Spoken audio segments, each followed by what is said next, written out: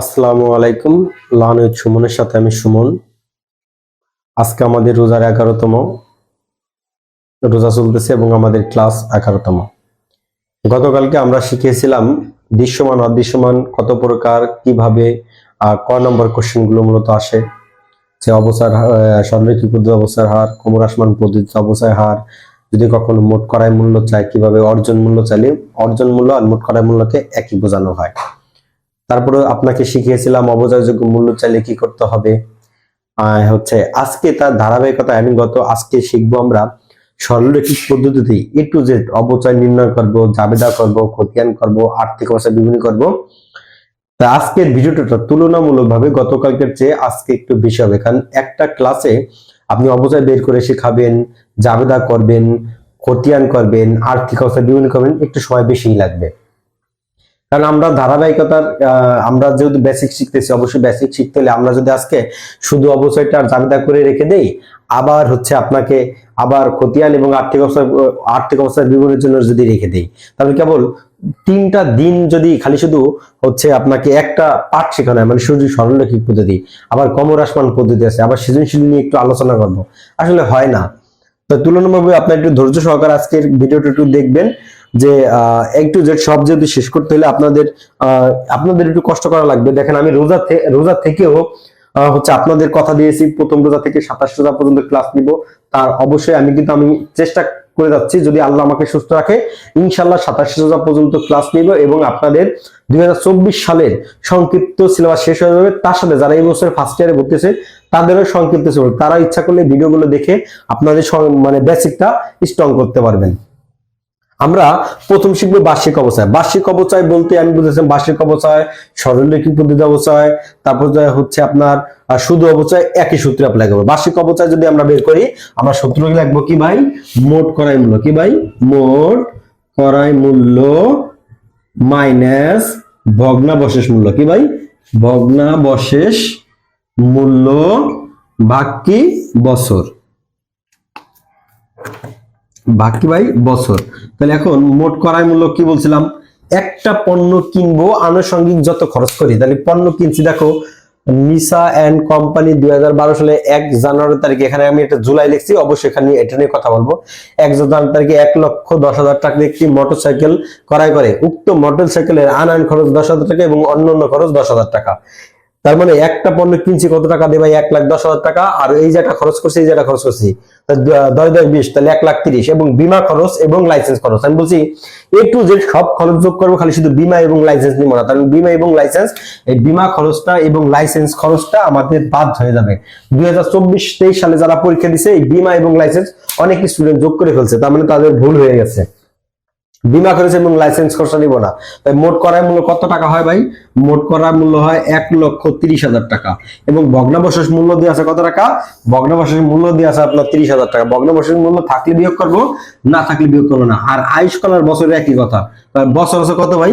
বছর হচ্ছে আপনার 10 বছর, আপনার আয়ুষ্কাল 5 বছর, বা আয়ুষ্কাল কত বছর? 5 বছর। তার মানে 1,30,000 টাকা থেকে 30,000 টাকা বাদ দিলে থাকতেছে কত? 1 লক্ষ। এই 1 লক্ষ টাকা 5 দিয়ে ভাগ দিলে কত হয়? 20,000 টাকা। অবশ্যই এটা উঠাই নেবেন।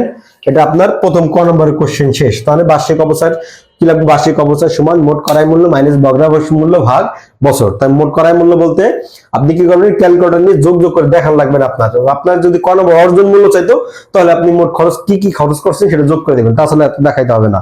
আপনি এভাবে এগুলো 2 পাবেন ক নম্বর আসলে, আর 1,30,000 টাকা লিখলে একবার তাও 2 পাবেন। তাহলে প্রথমটা শেষ। এখন শিখবো আমরা জাবেদা ভাই। জাবেদা শেখার জন্য একটা কথা মাথায় রাখবো, ক নম্বরটা শেষ। এখন 2022 সাল হতে 24 সাল পর্যন্ত, তাহলে কয় বছর জাবেদা হয়? 22, 23, 24, তার মানে 3 বছরের জাবেদা। মাথায় রাখবো প্রথম বছর, যে বছরে সম্পত্তি কিনবো ভাই, কখন কিনছি? 2022 সালের জানুয়ারি মাসের 1 তারিখে, মানে 2022 সালের জন্য জাবেদা হবে 3টা। কয়টা জাবেদা হবে? 3টা। বাকি সামনে যত বছর থাকবে জাবেদা হবে 2টা। কিন্তু যদি আবার 23 সালে যদি সম্পত্তি কিনে, আবার 3টা হবে। আবার যদি 24 সালে সম্পত্তি কিনে, আবার 3টা হবে। যদি সম্পত্তি না কিনে, তাহলে প্রথম বছরের সম্পত্তির জন্য একটা জাবেদা আসবে। তাহলে সহজ কথা মনে রাখবো, পরবর্তী বছরে যদি কোনো সম্পত্তি না কিনে, তাহলে প্রথম বছরে 3টা, আর সামনে যত বছর থাকবে সব বছরে 2টা করে। তাহলে 22 হতে 24 সাল পর্যন্ত 22, 23, 24 এই অঙ্কের মধ্যে সম্পত্তি একটাই কিনছে। তার মানে তাহলে 22 সাল হবে 3টা, 23 সাল হবে 2টা, 24 সাল হবে 2টা, মোট জাবেদা হবে কয়টা ভাই? 3টা, 2টা, 2টা, 4টা, 3টা, মোট 7টা জাবেদা।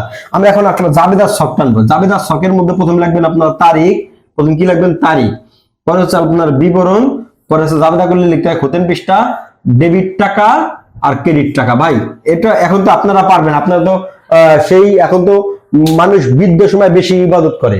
কিভাবে দেখবেন, কিছু মুরব্বীরা আজান দেওয়ার আগে মসজিদে চলে যায়, মসজিদ থেকে নামাজ শেষ করার পরে, কারণ এই সারা জীবন মনে করেন যে নামাজ কালামের দিকে যায় নাই, আর মনে করেন যে এই কারণে বৃদ্ধ ভাবতেছে কয়েকদিন পর তো মরে যাবো। আমরা স্টুডেন্ট হোস্টেলকে এমন যে যখন পরীক্ষা চলে আসে তখন মনে করেন একবারে মনে করেন হচ্ছে সেই যে টেবিলের সামনে বসে আর উঠিও না। তার মানে আমরা হোস্টেল স্টুডেন্ট হচ্ছে বৃদ্ধ সময় দেখবেন ইয়াং ছেলেরা শুক্রবার দিন দৌড়াইতে থাকে, মানে ও নিয়ত মনে নামাজের নিয়ত বাসা থেকে করে, আর যাই এই মনে করেন যাই এই সিদ্ধানে। তার মানে হচ্ছে কি, আপনাদের যদি ইয়াং সময় থেকে যদি নামাজ পড়তেন তাহলে মনে করেন যে নামাজের প্রতি একটা আকর্ষণ থাকতো। যেমন এই জন্যই আপনাকে এ প্লাস রাখা, গোল্ডেন প্লাস রাখা হয়েছে, এ প্লাস রাখা হয়েছে, এ গ্রেড রাখা হয়েছে, পর্যায়ক্রমে ফেলও রাখা হয়েছে। তাই কারণে পাবলিক ইউনিভার্সিটি, তারপরে আপনার হচ্ছে প্রাইভেট ইউনিভার্সিটি, তারপর ন্যাশনাল ইউনিভার্সিটি, তার উন্মুক্ত বিশ্ববিদ্যালয়, তারপর ডিগ্রি, তারপরে লেখাপড়া না করলে বিয়ে শাদী করে সংসার করবেন, মানে প্রত্যেকটা স্টেপ। তা জাবেদা যদি আমরা করি, এখন আমরা 7টা জাবেদা করবো, জাস্ট আপনাকে দেখানো হবে যে যেহেতু প্রথম বছরে 3টা, তাহলে প্রথম বছর আমরা যা কিনছি সেইটা। তাহলে আমরা কি কিনছি ভাই?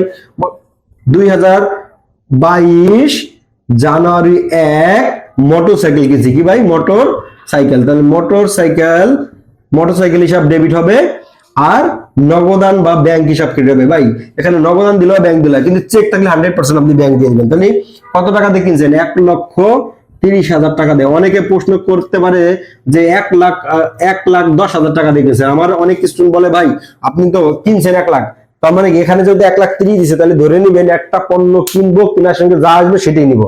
তাহলে 2022 সালের জন্য কি জাবেদা শেষ হয়ে গেছে? না ভাই, 2022 সালে জাবেদা 3টা।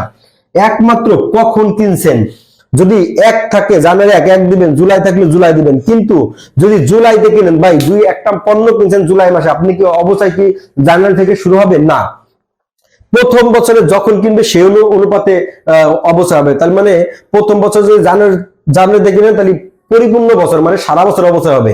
আর জুলাই থেকে কিনলে 6 মাসের হবে। তার মানে প্রথম বছরটা তারিখ অনুযায়ী অবস্থা হবে, আর পরবর্তী বছরের গুলোতে সারা বছর অবস্থা হবে। তার মানে 2000 যেহেতু আমি জানুয়ারিতে কিনছি, আর যদি এখানে জুলাইতে কিনতাম, এখানে অবস্থায় যা হবে তার অর্ধেক নিব। তাহলে এখানে লিখবো 2022 একটু জেড সবসময় ডিসেম্বর 31 হবে। তাহলে প্রথম জাবেদা হবে অবচয় হিসাব ডেবিট। কি ভাই? অবচয় হিসাব হবে ডেবিট, আর পুঞ্জবিত অবচয় হিসাব ক্রেডিট। পুঞ্জবিত অবচয় হিসাব ক্রেডিট।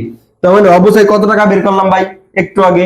তার মানে 1,30,000 টাকা থেকে 30,000 টাকা বাদ দিছি, আর ভাগ দিছি 5, মানে 20,000 টাকা। এই সরলরৈখিক পদ্ধতিতে অবচয় যতবার এখন কত করবেন এই 20,000 টাকা নেবেন, কারণ সরলরৈখিক পদ্ধতিতে সব সেম। আবার 2022 সালে যাবে কি শেষ হয়েছে? না, আমি বলছি প্রথম বছরে 3টা। আবার লিখবেন 2022 ডিসেম্বর 31। আয় সারাংশ লিখলে হবে, বিশদ আয় বিবরণী লিখলে হবে, বা আয় বিবরণী লিখলে হবে। আয় সারাংশ হিসাব ডেবিট, আয় সারাংশ হিসাব। অনেক সময় লেখা না বুঝতে পারেন, আমার কথাটা শুনেও আপনি শেখার চেষ্টা করবেন। অনেক সময় দেখবেন কিছু কোরআনের হাফেজ চোখে দেখে না, তাও তো মনে করেন না কোরআনের হাফেজ যায়। তার মানে কি, আপনি যখন বুঝবেন আমার হাতের লেখাটা, আপনি আমার কথাটা শুনে আপনি লেখার চেষ্টা করবেন। প্রথম জাবেদা হবে কি? অবচয় ডেবিট, পঞ্চম অবচয় ক্রেডিট। পরে যাবে আয় সারাংশ ডেবিট আর অবচয় হিসাব ক্রেডিট। তার মানে এখানে আপনার এই 20,000 টাকাই আসবে, এখানেও আপনার 20,000 টাকা। এখন 2022 সালে জাবেদা শেষ, তাহলে 2023 সালে কয়টা হবে? সেম এই দুইটা জাবেদা হবে, সেম এই দুটো জাবেদা, 22 এবং 23। 22 এবং 23 সেম দুটো জাবেদা হবে। জাবেদারা কি হবে? অবচয় ডেবিট, পুঞ্জ অবচয় ক্রেডিট, আয় সারাংশ ডেবিট, অবচয় ক্রেডিট। খালি শুধু আপনার চেঞ্জ হবে, 22 এর জায়গায় 23 দিবেন। আবার 24 সালে সেম দুটো জাবেদা হবে, আবার কি হচ্ছে 23 এর জায়গায় 24 দিবেন। তার মানে একটা জিনিস কি দেখেন, জাবেদার কোনো পরিবর্তন নাই, টাকাও পরিবর্তন নাই, পরিবর্তন খালি শুধু আপনার বছরটা খালি শুধু ডিসেম্বর 31 লাগাই দিবেন, জাবেদা শেষ। জাবেদা পারলে ভাই খতিয়ান সবাই পারে। তার মানে কি, জাবেদা যে কয় যদি কখন উল্লেখ করে না দেয় যে খতিয়ান এই কয় বছরের জন্য করেন, তাহলে অবশ্যই আপনি জাবেদা যে কয় বছরের জন্য করছেন খতিয়ানও সেই বছর সে কয় বছরের জন্য করবেন আর কি। ঠিক আছে? তারপর হচ্ছে কি আর্থিক অবস্থার বিবরণী। তাহলে আমি আর্থিক অবস্থার বিবরণীটি শিখাই দিচ্ছি। আর্থিক অবস্থার বিবরণী আপনি এখানে অনেকে আবার এই আর্থিক অবস্থার বিবরণীর নাম শুনেই মনে করেন অর্ধেক ঘুম হারাম হয়ে গেছে ভাই। কারণ আর্থিক অবস্থা বিবরণী সেই 9 থেকে অনেক স্টুডেন্ট করতেছে, আর্থিক অবস্থা বিবরণী পারতেছে না ভাই, ওইটাও আর্থিক অবস্থা বিবরণী, এটা আর্থিক অবস্থা, কিন্তু এটা হলো একবারে পানির মতো সহজ। তাহলে অঙ্ক যদি যাবে 3 বছরের, তার মানে আর্থিক অবস্থা যদি একবার 3 বছর একই ছকের মধ্যে করতে চান, লিখবেন 2022, 2023, 2024 সালের 2024 সালের সমাপ্ত বছরের আর্থিক অবস্থা, 24 সালের সমাপ্ত বছরের আর্থিক অবস্থা বলি, সমাপ্ত বছরের সমাপ্ত বছরের আর্থিক অবস্থার বিবরণী, আর্থিক অবস্থার বিবরণী একই ছকে যদি করতে চান, আর্থিক অবস্থার বিবরণী। ভাই আমি একটা কথা বলছি ভাই, অনেক সময় যদি আমার হাতে লাগা না বোঝেন, কোরআনদের হাফেজ অনেক মানুষ আছে ওরকম অন্ধ, আপনি ওইভাবে একটু শিখে নেবেন।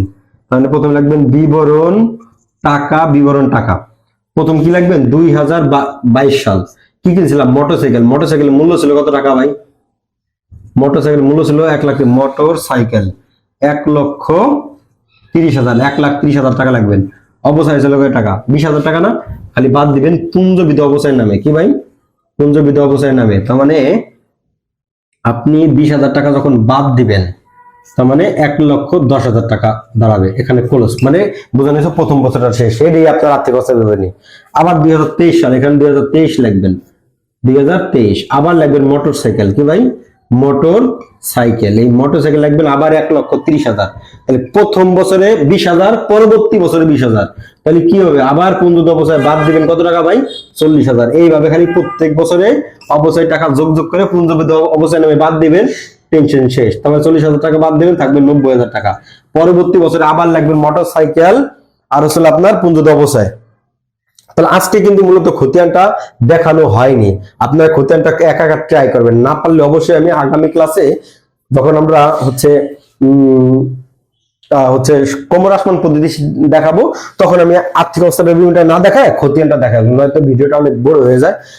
আজকে এই পর্যন্ত। আসসালামু আলাইকুম ওয়া রাহমাতুল্লাহি ওয়া বারাকাতুহু।